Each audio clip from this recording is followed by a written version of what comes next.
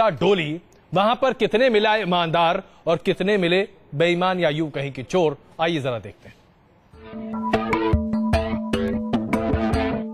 हम इस वक्त यहाँ खड़े हुए हैं भोपाल के सबसे बड़े कमर्शियल इलाके महाराणा प्रताप नगर में, और यहाँ हम परखने की कोशिश करेंगे कि लोगों में कितनी ईमानदारी है। ये जो इलाका है यहाँ एक बड़ा कमर्शियल सेंटर है और हमारे पास ये एक रिमोट कंट्रोल है जिसे हम यहाँ इस तरह से यहाँ इन सीढ़ियों पर रख देते हैं और देखने की कोशिश करते हैं कि यदि लोग उसे उठाते हैं तो ये हम तक वापस पहुँचता है या नहीं। ये हम देखने की कोशिश यहाँ करेंगे आज भोपाल के महाराणा प्रताप नगर में। रिमोट रखने के कुछ ही देर बाद नीली टी शर्ट पहने ये शख्स रिमोट के पास आया। पहले तो इन्होंने थोड़ी देर वहीं खड़े होकर इंतजार किया और फिर धीरे से रिमोट को उठा लिया। ऐसा लगा मानो ये साहब रिमोट लेकर 9-2-11 हो जाएंगे, लेकिन ऐसा हुआ नहीं और इन्होंने रिमोट पर लगा कागज खोलकर हमारे रिपोर्टर के नंबर पर फोन कर दिया।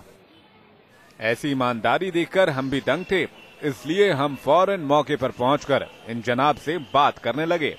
कल को ऐसा हुआ कि मेरा भी कुछ घूमता है सर, कि अगर कुछ मतलब उसके पीछे कोई मेरा कांटेक्ट नंबर मिलता है, जैसे कि मेरा सेलफोन घूमता है, तो अगर वो किसी के थ्रू अगर मुझे मिले तो सर बहुत अच्छी बात होगी वो मेरे लिए।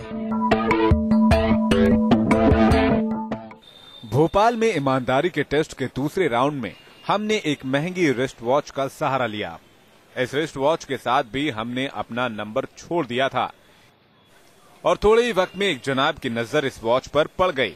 घड़ी उठाने के बाद क्या हुआ? क्या इन्होंने घड़ी वापस की? चलिए देख लेते हैं। पहले वाले आदमी की ही तरह इन्होंने भी घड़ी के साथ वाला नंबर देखा और फौरन हमारे फोन पर घंटी दे दी। क्या बात है, भोपाल में हर कोई ईमानदार मिल रहा था। किसी की नियत माल देखकर भी टस से मस नहीं हो रही थी। लेकिन क्या भोपाल में हर कोई इतनी ही साफ नियत का था?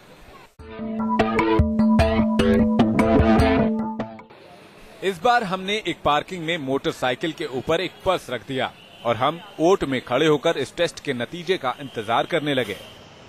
इतनी ही देर में एक जनाब आए और उन्होंने फट से पर्स उठा लिया। हमें लगा कि शायद पहले मिले दोनों आदमियों की तरह ये भी फोन करेंगे, लेकिन ये क्या, ये साहब तो पर्स लेकर चल निकले। हमें फिर भी उम्मीद थी कि शायद इनका फोन आ जाए, लेकिन अफसोस ऐसा नहीं हुआ और एक आदमी के चलते भोपाल की ईमानदारी का टेस्ट 100% नतीजे नहीं दे पाया। भोपाल से नीरज श्रीवास्तव, न्यूज नेशन।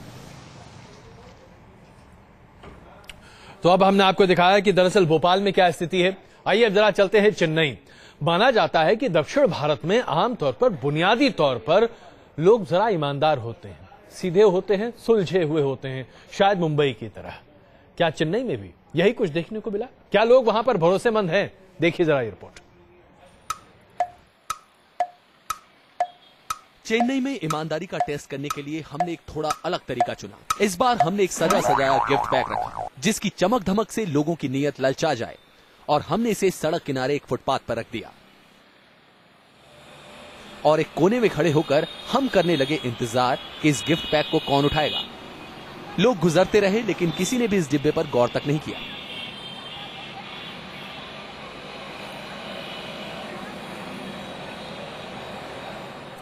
लेकिन थोड़ी ही देर में एक साहब के कदम इस डिब्बे के पास ठिठक गए और फिर इन्होंने डिब्बा उठाया और बड़े ही इत्मीनान के साथ आगे चल दी। अब हमें इंतजार था कि डिब्बा लौटाने के लिए फोन आएगा, लेकिन अफसोस ऐसा कुछ नहीं हुआ और डिब्बा उठाने वाले शख्स ने हमें कोई पैसा है कैसा नहीं कोई ऐसा ये पैसा हो मुसीबत से न हो मुसीबत इसी तरह हमने इस गिफ्ट बॉक्स को दूसरी जगहों पर भी रखा और किया इंतजार कि चेन्नई में ऐसा कौन है जो हमें फोन करके बॉक्स वापस करे और चेन्नई वालों की ईमानदारी साबित करे। कुछ लोगों ने बॉक्स देखा तो उसे हाथ नहीं लगाया। सब कुछ हो रहा था, लेकिन जो वापस संपर्क करके सामान वापस करे ऐसा कोई आदमी नहीं मिल रहा था। इस इंतजार को खत्म किया इन दो नौजवानों ने। कैसे, आप खुद ही देखिए। समंदर किनारे जब हमने एक पर्स को रखा तो दो नौजवानों की नजर इस पर पड़ी और इन दोनों ने पर्स को उठा लिया। पर्स उठाते ही इन दोनों ने पहले उसके अंदर रखी पर्ची देखी और फिर फोन करके हमारे रिपोर्टर को पर्स लौटा दिया। इन दो लड़कों ने तो अपना काम कर दिया, लेकिन इनसे पहले गिफ्ट पैक उठाने वाले साहब ने न केवल ईमानदारी का साथ छोड़ा बल्कि खतरे को भी मोल लिया। हमेशा कहा जाता है कि लावारिस चीजों को न छुएं, लेकिन थोड़े से लालच के चलते इन्होंने हर खतरे को नजरअंदाज कर दिया। अब आप ही बताइए कि ऐसी हरकतें कितनी सही हैं या गलत। चेन्नई से पिंकी राज पुरोहित के साथ टीम न्यूज नेशन। तो देखा आपने, हमारे साथ हमारे दर्शक देवेंद्र जी हैं गोरखपुर से। देवेंद्र जी, क्या टिप्पणी आपकी? महोदय, यही कहना चाहता था कि दिल्ली की बात सुनकर तो बहुत शर्म की बात है जी कि दिल्ली जैसे इस ईमानदार शहर को हाँ। मतलब दिल का राजा कहा जाता था। दिल्ली दिल वालों की है। हाँ। लेकिन महोदय बड़ा दुख हुआ सुन के। तो यानी आप दिल्ली आते हैं तो अगली बार पर्स संभाल के रखिएगा, पता नहीं कौन गायब कर दे हैं। सब गायब हो गया था, दिल्ली गया था 6 महीने पहले। अच्छा, चलिए, धन्यवाद। तो ऐसे तमाम हमारे दर्शक हमारे साथ जुड़ रहे हैं। अलका जी, दिल्ली वालों पर बड़ा शक जाहिर किया जा रहा है। चेन्नई में भी ऐसी स्थिति बहुत अच्छी दिखाई नहीं दी। गिफ्ट रैप चमकीला दिखा और दनादन लोग उठा के भागते रहे। तो हम जब दूसरों पर सवाल उठाते हैं, हम अपने ऊपर क्यों नहीं देखना पसंद करते? क्या वजह लगती है आपको कि हम अपने भीतर झांकने से कतराते हैं? नहीं, बिल्कुल। देखिए, अगर आप मुझे राज्यवर कहेंगे तो मैं अपने आप को पूरे हिंदुस्तान से जोड़कर हमेशा देखती रही हूँ, देखती आऊंगी। मैं खाली दिल्ली क्या है, लेकिन चेन्नई क्या है, मैं उस पर चेन्नई वालों में एक बात आपने बहुत गंभीर बात कही, जिसको मैं दोबारा से रिपीट और करना चाहूंगी और उठाना चाहूंगी कि ईमानदारी एक चीज है और अपनी सुरक्षा से छोटे से लालच के पीछे कितना बड़ा कंप्रोमाइज कर रहे हैं आप। कि एक बॉक्स जो बम हो सकता है, जिस तरह की वारदात हो रही है, जिस तरह की घटनाएं हो रही हैं, हम अलर्ट करते हैं और पुलिस को मदद करने की कि आप कोई लावारिस चीज देखे तो तुरंत फोन करे, पुलिस को से छुए नहीं, या तो बॉक्स पूरा उठाकर चल देने तक की बात आ गई कि छोटे से लालच के पीछे आप कितनी बड़े खतरे को जो है वो न्योता दे रहे हैं। तो मुझे लगता है आपका ये जो कार्यक्रम है सिर्फ ईमानदारी को ही नहीं, सुरक्षा से भी जोड़कर जरूर देखे जाना चाहिए। और एक अलर्ट भी है कि घड़ी जो थी या रिमोट कंट्रोल जो था, जो सरेआम साफ तौर पर जाहिर है एक बम होने के पूरे चांसेस रहते हैं। एक पर्स में हो सकता है कि शायद ना उम्मीद की जा सकती हो, लेकिन घड़ी, रिमोट और ये जो गिफ्ट बॉक्स था, तो मुझे लगता है आपका कार्यक्रम ईमानदारी के साथ सुरक्षा से भी जोड़कर अगर देखा जाए तो बहुत गंभीर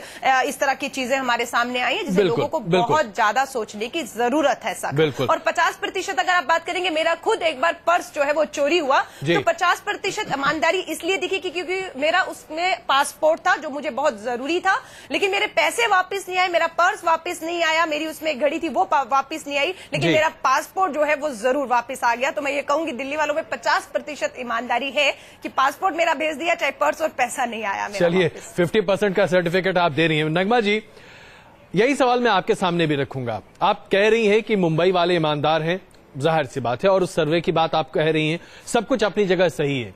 लेकिन आज जिस तरीके से हर मौके पर हम नेताओं पर, पुलिस वालों पर, सरकारी कर्मचारियों पर आक्षेप लगाते और कहते कि ये चोर हैं, क्या हम खुद अपने गिरेबां में हमें नहीं झांकना चाहिए? क्योंकि आखिरकार हमारे बीच से ही निकलकर ये तमाम सर्विसेज में ये लोग काम करते हैं जिन्हें हम चोर कहते हैं। देखिए, पहली बात तो ये सर्वे मेरा किया गया नहीं है, ये रीडर्स डाइजेस्ट का सर्वे किया गया है, जो एक मानवा मैगजीन है। और अगर ये सर्वे के हिसाब से अगर हम ये मान के चलते हैं कि वाकई में मुंबई ऑनेस्ट है, ईमानदार है, और मुंबई में कई प्रांतों के लोग आते हैं, तो मैं ये मानना चाहूंगी कि हम में और हिंदुस्तान में ईमानदारी का कैरेक्टर अभी भी बरकरार है।